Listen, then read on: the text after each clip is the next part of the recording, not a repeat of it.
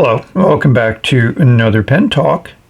Thank you very much for tuning in and following me as I explore this amazing, wonderful, interesting wide world of pens. And yes, it's a Jinhao 9019 I recently acquired, sent to me by Britain at Asveen Pens. And they call this a lake blue color in the turquoise family, but my color vision is not exactly perfect. So I got this color chart to try to put this pen in between green, blue, green, green, blue, blue, whatever, to see where it fits in. We just have sunlight coming in the window. It's a diffuse sunlight. It's a nice cloudy, rainy day today here in New Jersey.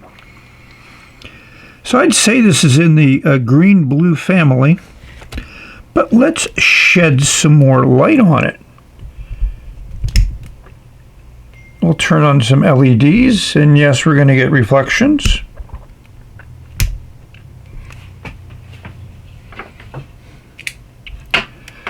So I've added about 10,000 lumens of different type of light than the sunlight, and I think the green is even more pronounced as I remove a dog hair. So it's definitely in the blue-green family, somewhere in between these two. Let's take a look at some other pens which I think are interesting to compare to this to show you the difference of the color dog hair. So what I think these comparisons might do is influence your identification of a color when it's surrounded by other colors. So I put my two recent viziers side by side with this Jinhao. This is definitely a blue. This is definitely a violet, kind of like definitely a reddish purple. And I think it even makes the green pop even more in the Jinhao. I don't know, interesting to see what your eyes see when you look at these pens. So here we have, I think, an interesting combination to show with the Jinhao. We have a Leonardo Memento Zero in that Hawaii resin, which certainly is a blue that simulates the ocean, and this is a lake blue as they've identified it. And here we have a Hongdion N7 Peacock, and I think the base color here in the cap is in a similar family as the Jinhao. But it's just, I think, an interesting exploration of the amazing variety of pen materials, size, shape, everything. That's why I love fountain pens. So here's some more pens of, again, it's in the blue family, or blue-green, the Jinhao 100, and an Asveen V126. Do they bring out more blue in the Jinhao, or does it just accentuate the green? Interesting question. I definitely see more green now in the Jinhao. So since I showed the Jinhao 100, we can't leave out the Kaigelu 316. Definitely more green. Definitely very green. And to my eyes, the Jinhao now takes on more of a blue side of the blue-green family. I just find this very intriguing, at least to me. Hopefully you're finding it interesting. And yes, I have a lot of pens that I enjoy, especially when I'm doing these types of videos showing you more examples of the wide world of pens. So now we're comparing the Jinhao with two Italian pens. This is my amazing Santini Libra in an ebonite called Caribbean Sea. Again, in the watercolor family.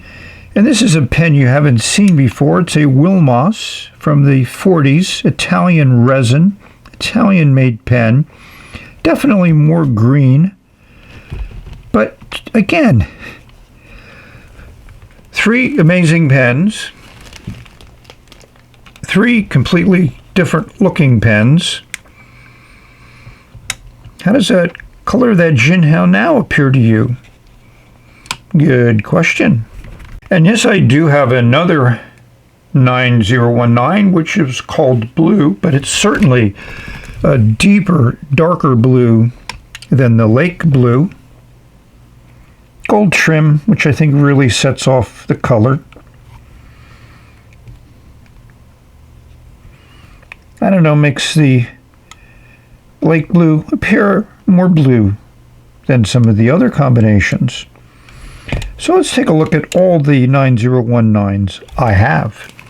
Speaking of the wide world of pens, here we have the 9019 models that I have. Clear, translucent red, translucent, I think it's a green, the lake blue, and the dark blue. And bookmarked on either side are X159s. Here we have it red with silver, black with silver, orange with gold, and green or avocado green with also gold trim. So it'll be interesting to see if they start bringing some of these more exotic colors into the 9019 family. I think the lake blue is a start in doing that.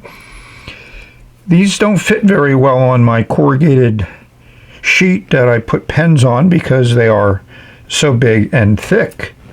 So I'm closing up this video with something I generally open the video with, which is the pen rotating on a turntable being held up by crabs. And this pen has two crabs, blue and a green, because the color of the pen combines those two colors. So hopefully you've enjoyed this quick look. I don't know how quick, I haven't figured out the whole length of the video yet, but look at just pens. Not necessarily any writing. I'll give you a link to a video that I did on the 9019, which I discussed the different nibs, and also the X159. They both have the same nib in them. So therefore, the writing experiences are similar. I've had some 9019s and X159s inked up for many, many months. They generally write pretty well first time, which I think is great from this design. The other thing is the pens are all consistently well made, feel great in the hand. Of course, you need to enjoy the feel of a big, bulky, thick pen. So with that, we're going to close off this video.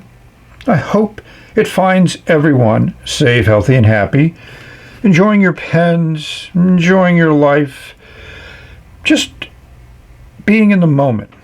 That's a phrase that I've used more than once for myself.